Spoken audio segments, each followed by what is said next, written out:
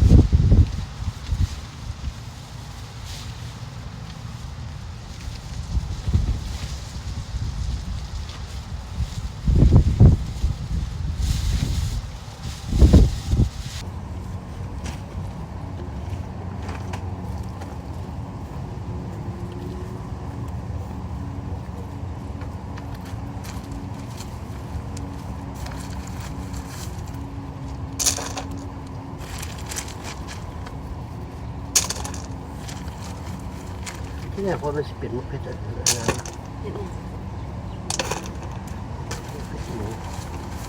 ใบมันน้อยๆจะใครมันเป็นมุกเพชรไงใคร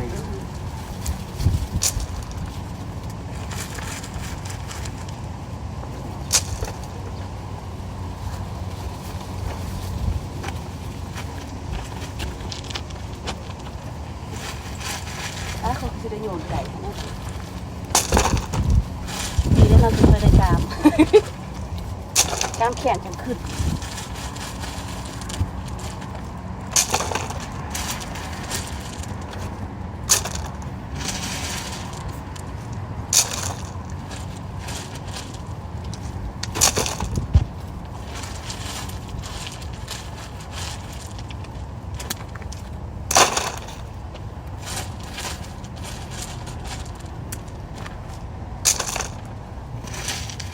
เริ่มพออยู่ด้วย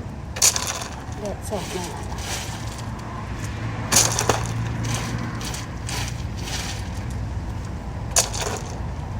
ยุ่งยุ่งตั้งงามจะระปี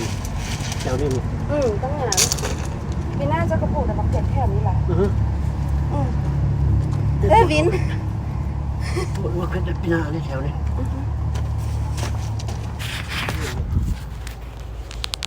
งานเป็นดอกไม้ที่อีกงานที่อีก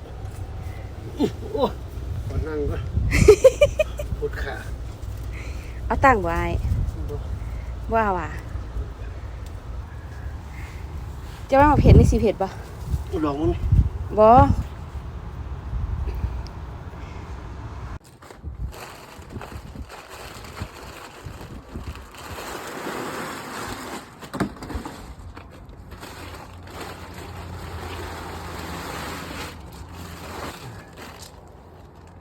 ตอนนี้เพิ่นกะช่วยเอาผ้าดำลงทางพื้นเนาะ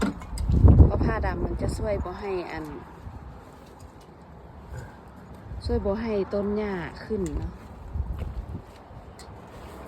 แม่นบ่ตัวน้อย